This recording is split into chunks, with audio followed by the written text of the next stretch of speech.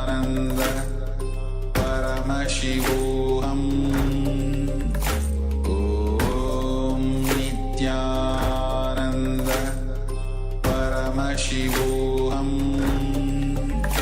Om Nithyananda. Paramashivoham. Om Nithyananda. Paramashivoham. Om Nithyananda. Paramashivoham. Om Nithyananda. Paramashivoham. Om Nithyananda. Paramashivoham. Om Nithyananda. Paramashivoham. Om Nithyananda. Paramashivoham.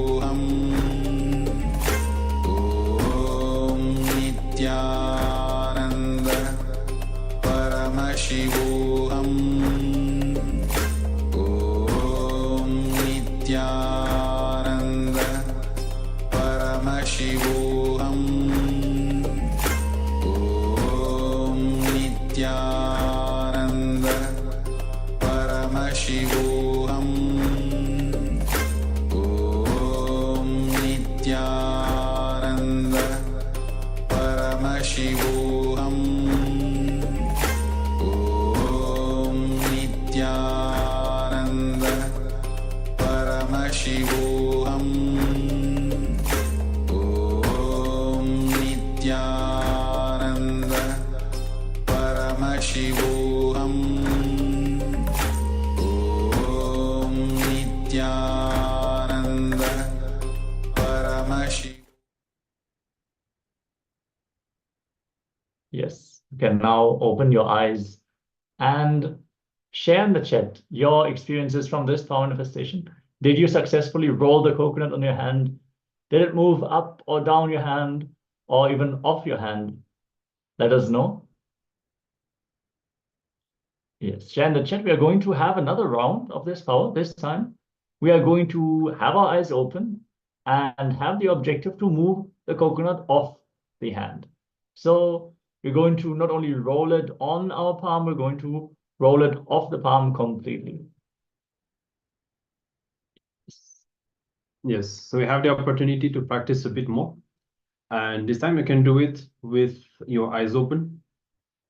Just keep the object on your hand. And let's really decide to have a breakthrough. You can use the same object or change as you like. Sit comfortably and keep the object in your hand. This time, as I said, with eyes open. The objective is to roll the object out of our hand.